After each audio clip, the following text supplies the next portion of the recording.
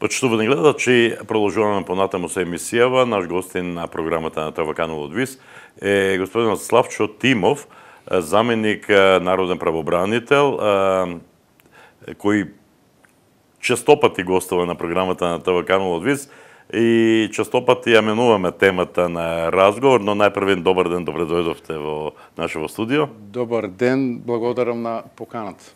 Да, велам ја менуваме темата на разговор, бидејќи со вас има повеќе теми на интересен разговор. Најпрвен би ве запрашал, бидејќи има повод да ви го поставам ова прашање, овој месец, кон крајот на овој месец, завршува вашиот 8-годишен мандат како заменик народен правобранител. Кога секе се собере, одземе, подели, помножи и така натаму, ки се стави црта, што излегува на крајот после овие 8 години? Па пред се една работа како ја работиш стручно, навремено, но и со душа и срце, бидејќи ова е функција со која треба да се помага на луѓето, на граѓаните, кога имаат повреда на нивните права. Да ви кажем искрено, на физичките лица, така? Исклучиво на физички лица, така. Не сме овластени за правни лица. Така, добро. Па јас мислам сега лично сум задоволен од мојата работа, од функцијата што досега ја вршев. Меѓутоа граѓаните треба да си го кажат своето, дали тие се задоволни од мојот ангажман за да им помогнам во неволја, односно во повреда во некои постапки пред државната администрација. Во тек е постапка и за избор на нов заменик народен правобранител за подрачната канцеларија во Струмица. Јас секако конкурирав, бидејќи по законот за народен правобранител имам право на уште еден мандат. Меѓутоа, ние струмичани... Повторно 8 години, така? Да, повторно 8 години. Ние струмичани, како викаме, кај Господ никој не е. Пак ќе видиме кој да е, да биде човек со душа и срце и што ќе работи работата, како да ви кажам, и стручно, секако треба да биде стручен, компетентен за таа работа.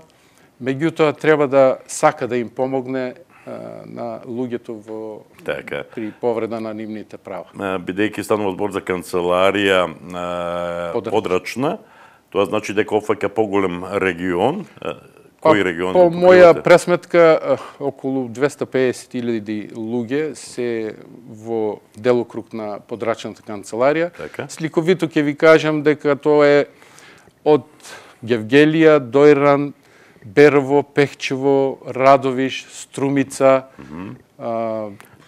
Ново село. Тоа значи дека го надминува на локалната самоуправа, сакате да кажете. Не, сакав да кажам, југоисточниот плански регион го надминува, бидејќи тука се Делчево, нели, Пехчево, Берово и така. Делчево не, Пехчево и Берово. Пехчево и Берово, кои не се во југоисточниот регион. Значи широк регион, поширок регион. Велите, задоволни сте од вашето работење, од овие 8 години и добро кажавте тоа колку е бил успешен Славчо Тимов, треба да кажат граѓаните.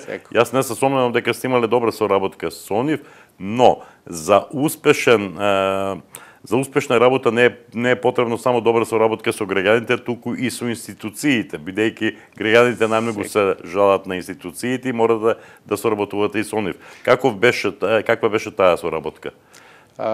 Соработката беше на високо ниво, меѓутоа мора да потенцирам дека јас сум застапник на граѓаните. Така. Значи јас застапувам таа страна, но сепак имав одлична соработка, да кажам прво со локалната самоуправа, општина Струмица, со градежни инспекции, со извршители.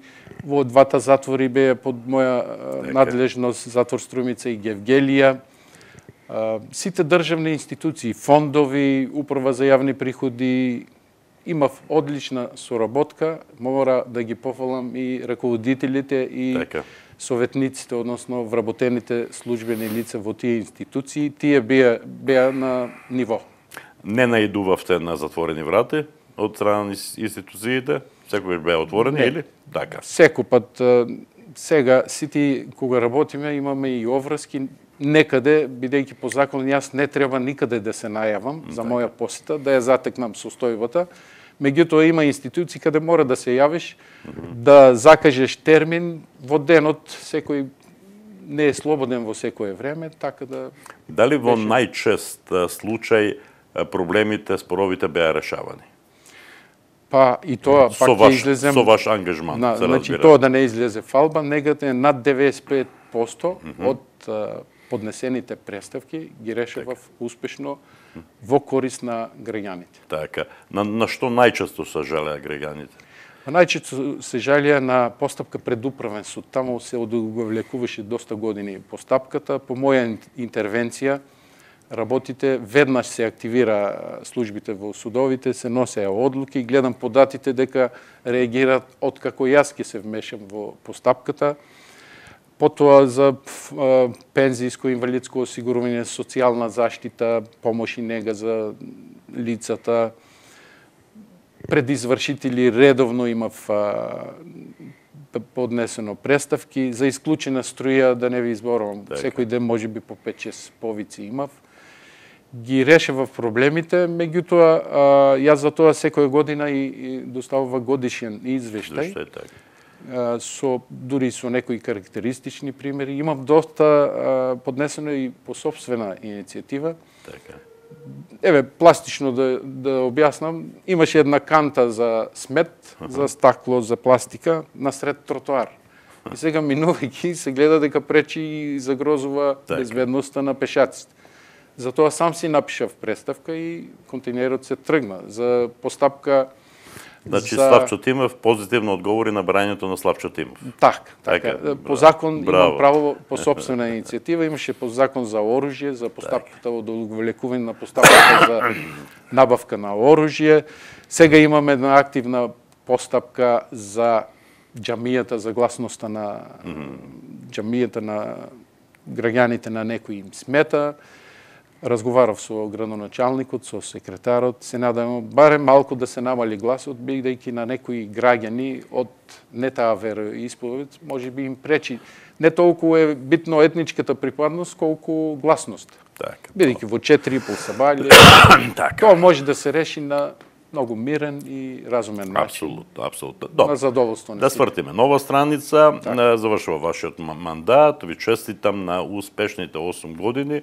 Дај Боже, нели, и наредните 8 години да имаме тема на разговор повторно на тема, нели, заменик, активностите на заменик народниот правобранител. Само да нагласам дека моето работно место во Основен суд Струјмица ми стои, така по закон, може апанажа. И веројатно успехот што го имавте во соработката со судот се должи на тоа, бидејќи вие сте дете на судот, или од таму таму сум го учел знаењето во адвокатска канцеларија, меѓутоа 14 години во судот, многу помага за ова работа. Оние кои го познаваат Славчо Тимов знаат дека покрај тоа тој е познат и по спортот, и тоа по ретки спортови, ако може така да се каже. Ајде да започнеме со вашата прва љубов, а тоа е стрелаштвото. Така. Од кога датира таа љубов? Па, таа љубов и со стрелачкиот спорт, јас го започнав како менувач на мети. На старите стрелци тогаш имаше лига на превари и секој како во фудбалот, секој викенд имаше Тоа е како во политиката. Секој започнал со лепење плакати. Плакати. Јас започнав со лепење на мети. И бев дете, тогаш плакеше дедо Крум и кој што беше таму и Томе, 50 денари, нели, за цел ден да лепиш мети. Меѓутоа тоа ми беше и наследство и во градбата на тоа стрелиште, градското стрелиште малокалибарско во Стромица, во паркот. Беше и мој татко Вргалјаков, да не набројувам, нели, многу лица кои оставија аманет и за тоа стрелиште да биде чувано, меѓутоа судбината како беше, што беше.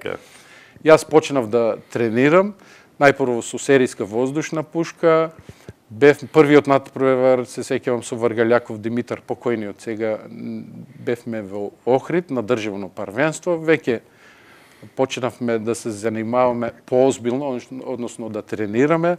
После меѓународна програма воздушна пушка, тростав малкалибарска, стандардна. Сум бил државен првак неколку пати во репрезентацијата на Македонија и така да како дете за мене беше многу битно што нели во тој спорт нема пари. Јас обично по такви спортови идам, кај што треба да дадеш, не да земеш. И сега за мене беше како мало дете ја шетав в Југославија во тоа време, отидов на надправи до И тоа е некаква сатисфакција. За мене голема сатисфакција во тоа време, ке те ослободат од училиште, кај на надпревар, па пехари, награди, потоа продолжив кариерата како тренер. Судот го тренирав стрелаштво и се беме прваци. Комуналец ги тренирав и тие беа прваци, машка и женска екипа.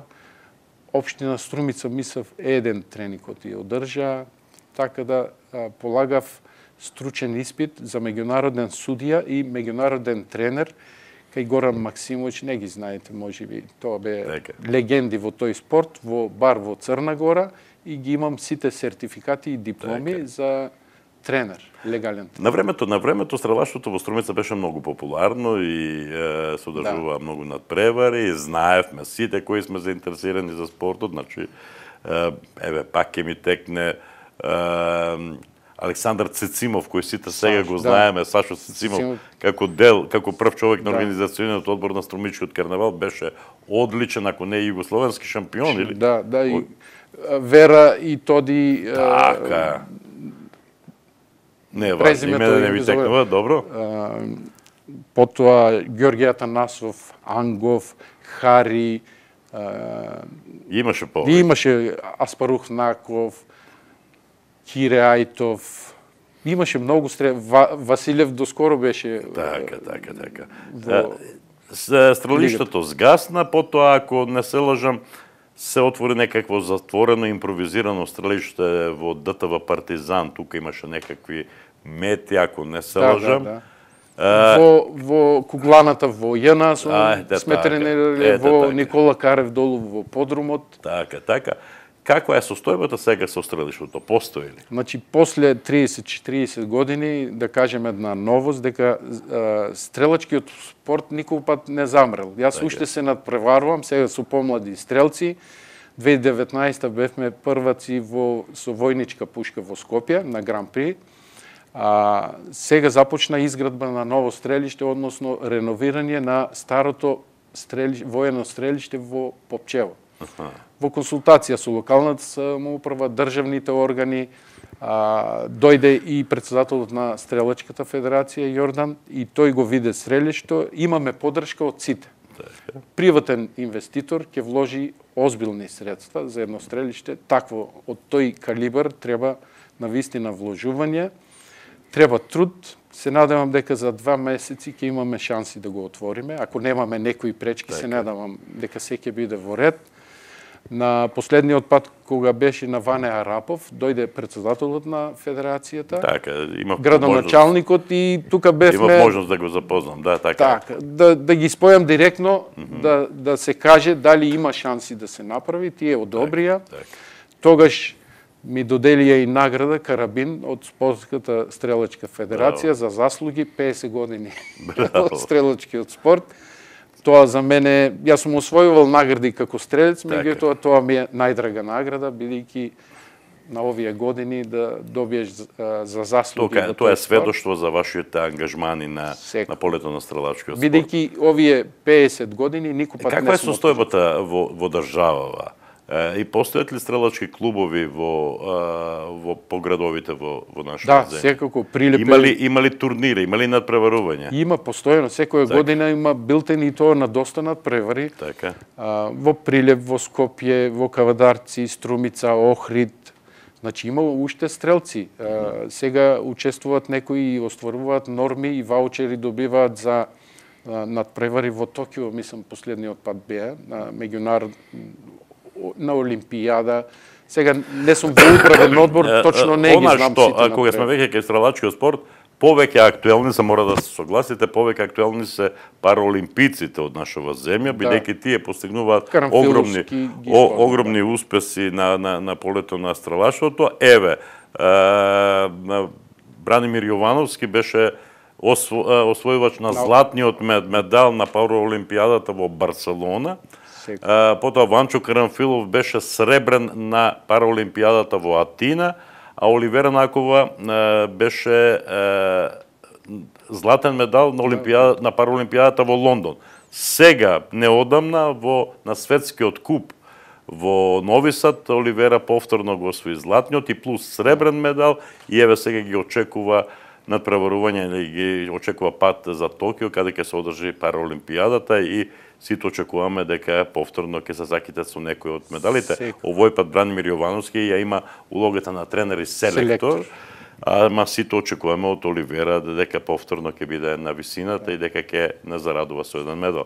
Сакав да кажам дека многу повеќе актуелни се параолимпијците во стрелачкиот спорт отколку бидејќи малку добиваме вести. Па навистина е точно таа констатација дека на олимпијади нашата селекција нема некои значителни успеси. Зборувам на европски и светски ранг. Така. Меѓутоа, не знам дали ти е познато дека Бранимир тренираше и во Цар Самоил со пиштол. Не само во Цар Самоил, јас тоа стрелиште кое го спомнав во Партизан, со Бранимир бевме таму заедно, таму снимав разговор и таму тренираше. За во Банско беше редовен, и тој Иванчо Карамфилов и останатите беа редовни учесници. Тој мене ме учи се со пиштол. Така, Бране е одличен стрелец во секој случај. Добро, што друго ќе ти кажеш за стрелаштвото, или кажавме се, да одиме на другиот спорт? Не сме кажале ништо, ќе кажеме од како ќе биде готово стрелиштето. Тогаш ќе дојдеме таму, кога ќе биде отворањето и ќе направиме... Оти после 40 години, кога се изради стрелиште, тоа е основен услов за развој на тој спорт. Од стрелаштвото поминуваме на нешто многу интересно, а тоа е параглайдерството. Јас го знам, Славчо Тимов многу одамна, кој дека се занимава со ова, па дури сум снимал прилози, интересни репортажи. Надвор од Струмица, да. Така, надвор од Струмица, и ми беше малку чудно еден така човек сериозен како тебе да се занимава со би рекол екстремен спорт. Се согласуваш ли дека параглайдерството е екстремен спорт? Секако дека е екстремен спорт и е за сериозни луѓе, нема тука шеги, бидејќи... Не, првата помисла е дека станува збор за авантуристи, луѓе кои сакаат нешто. Па така, адреналинот е малце повисок при практикувањето на овој спорт. Јас тоа го практикувам веќе 21 година. Така. Иначе во Струмица да знаеш дека се обучени 30 пилоти. Струмичени. Од твоја страна? Не од мој, јас не сум инструктор, од инструктори, и одевме во Прилеп на Боротино и Рибник, таму се обучувавме. Таму се најпознатите параглайдерски. Миле Јовановски ми беше прв инструктор, тренер, потоа Мендо Велјановски, мора него да го потенцирам, бидејќи тој е еден од светските познати акропилоти. Така да започнав веќе 21 година се бавам со тој спорт. Се направија многу писти, многу пари се потроши, меѓутоа парите се најмала работа, многу труд, многу време и се правија доста писти. Во Струмица моментално имам регистрирано 3 писти на Беласица, на Валандово и над Струмица е ова атрактивна, бидејќи е над градот. Последниот пат ја направив со механизација, се направи и за почетници да може да летат, бидејќи моите први летови над Струмица беа 3 метра, пославме некакви теписони. Ако на третиот чекор не полетеш, значи доле у провалија, Бог да чува. Добро, ризикував. Има 3 писти, ама јас параглайдерист над Струмица не сум видел. Или слабо гледам нагоре, зашто? Па не си гледал во прав момент. Имам снимка баш над плоштадот како летам, над градот, над плоштадот. Многу пати, јас не знам колку летови имам над градот. Имат летано и доста други луѓе. Рахми Каја од Турција, Лазар, син му Кристијан, Перо од Штип, значи доста параглайдеристи се летали од Струмица, а сега ме прашуваат кога може да дојдат. Колку Струмица е податлива за овој спорт? Струмица и струмичкиот крај, поднебие, значи на времето во бивша Југославија се постигнати најголеми висини со едрилица. Кога постоел аеродромот во Сачево. Во Сачево.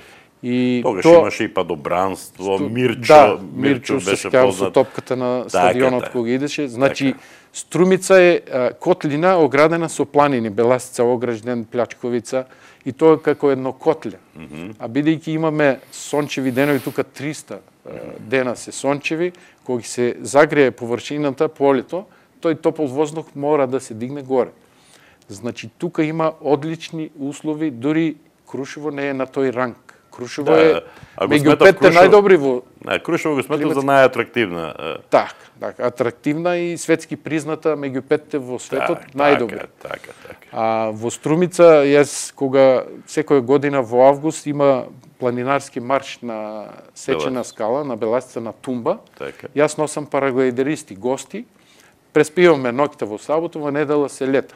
И јас секогаш ги предупредувам. Тоа не е Крушево, тука е малце поопасно, тука не можеш да слеташ. И тие некои не летале тука, не знаат какви се временските услови.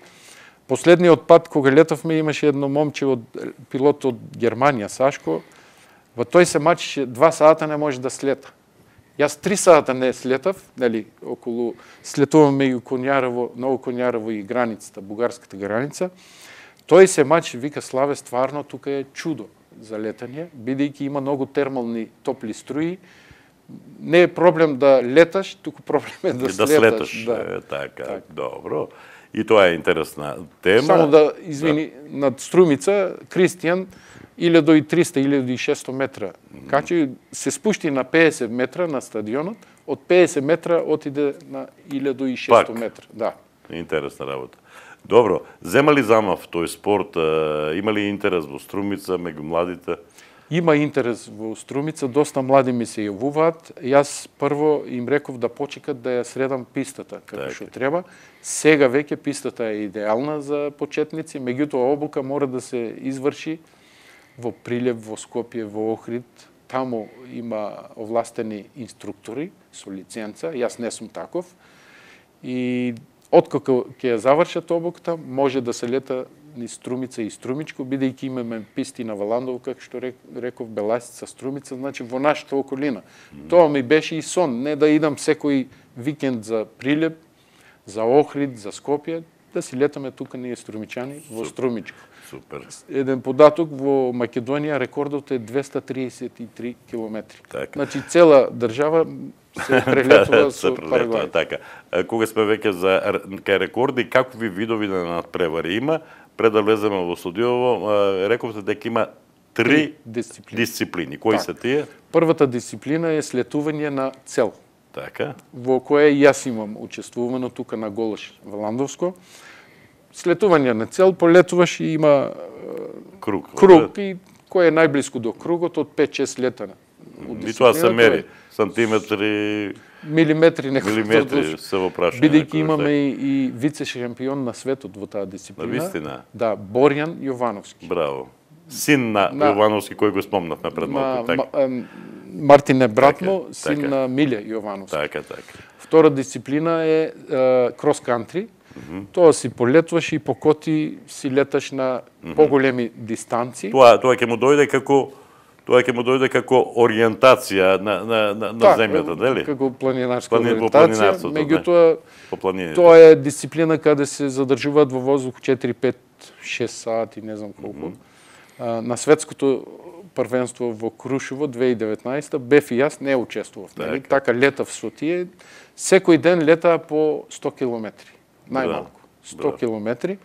Трета дисциплина, тоа е најопасната дисциплина, акролетање. И во Македонија може да се набројат само на прсти колку луѓе летаат. Тоа е акробатско летање. Акробатско, тоа е веќе ептен екстрем, од овој екстремен, супер екстремна дисциплина. Се прават одредени фигури, се обраќаат преку крило, винковери. Тоа е опасна работа, не? Многу опасна. И обично тие дисциплини се вршат над вода. Над Охридско езеро, над Галичица, меѓутоа некои, нели така, може и на су. Дека станува збор за екстремен спорт, зборуваат податоците дека од овој спорт загинале многу луѓе спортисти, што значи и не е само до умешноста на параглайдеристот. Зависат нештата многу и од временските состојби кои може да се сменат во периодот дури се лета, така ли е? Ајде малку зборува за тоа. Па вака, јас на сите родители, татковци, внуци, деца им кажувам дека од овој спорт може да се загине. Значи тоа отворено треба да се каже, не да викаме не е опасно или било како. Сум видел доста ситуации и страшни некои, нели, сега да не кажем, да не зборувам за лошата страна, меѓутоа луѓето ќе кажеме треба, на ситуација. треба да се свесни луѓето. Ќе кажем еве една анекдота. Така.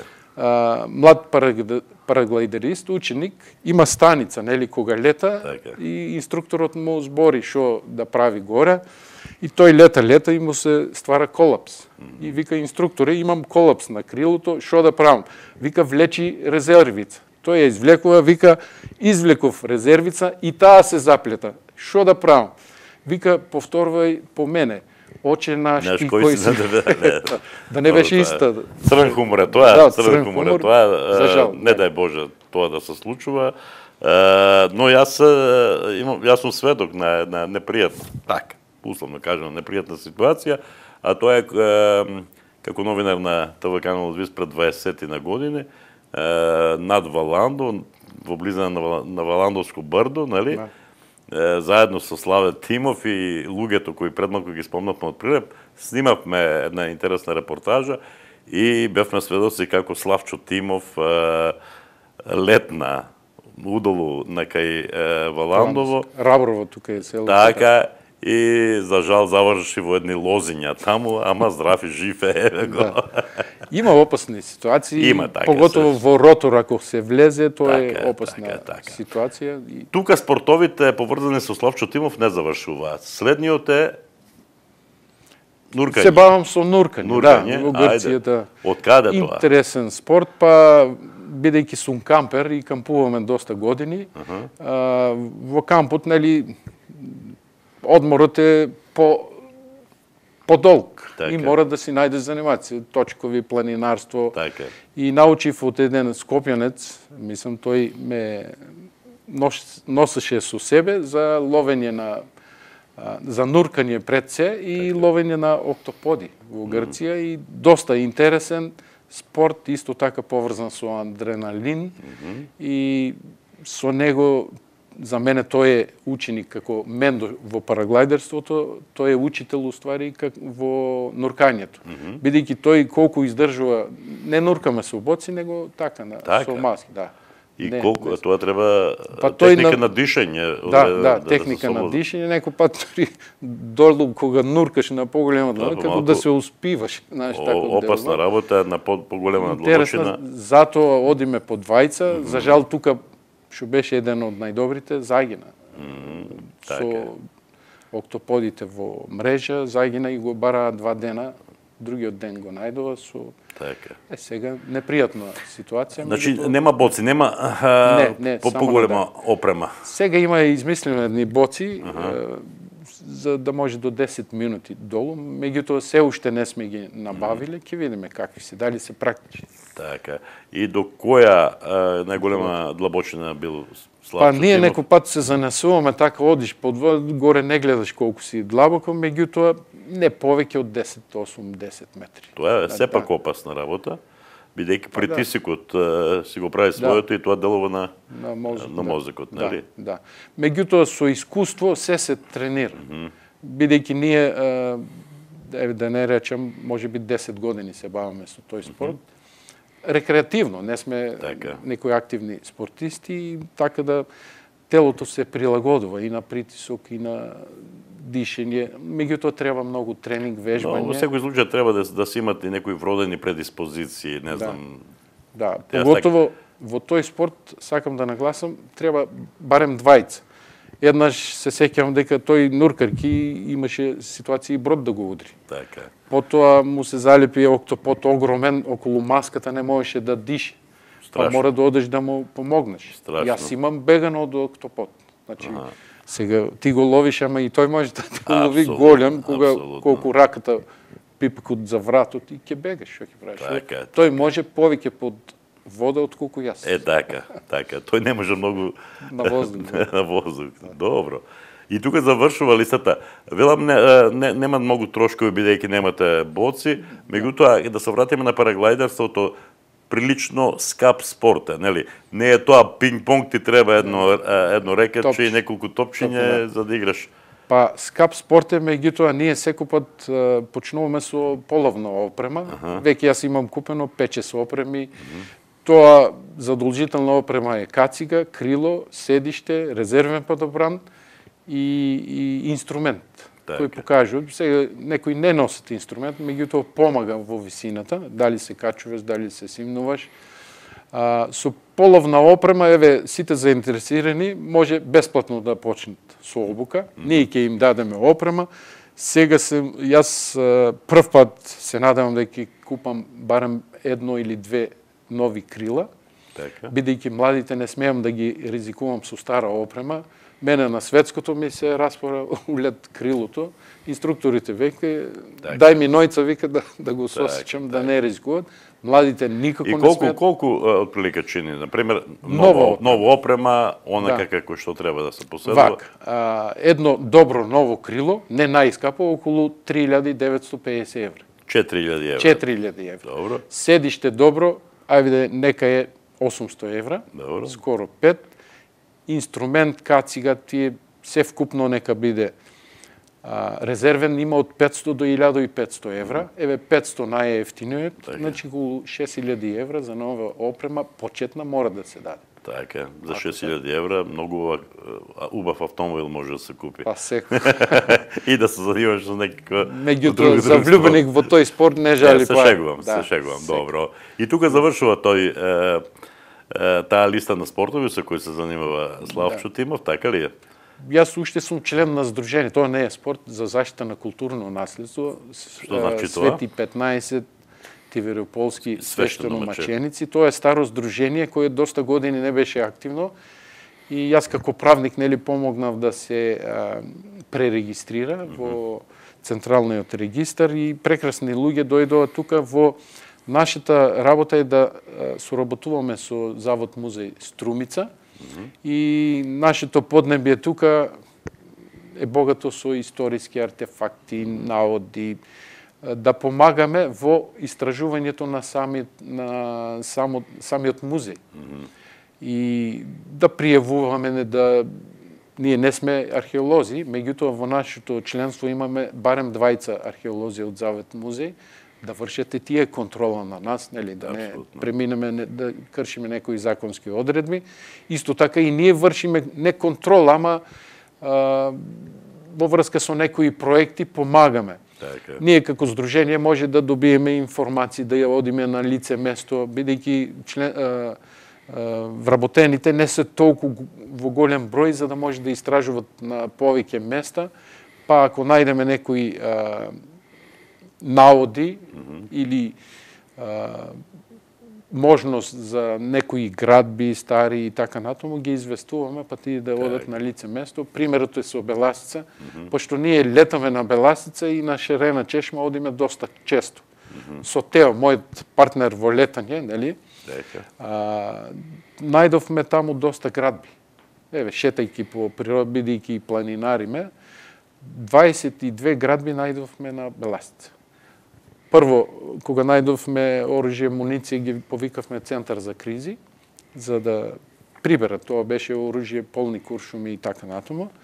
Тие беа еден ден, а музејот веќе се биле 3 дена горе и ги истражува, ги сликуваат, нели, од нивни стручни агли ги обсервираат тие објекти и се надевам дека има проект за малку по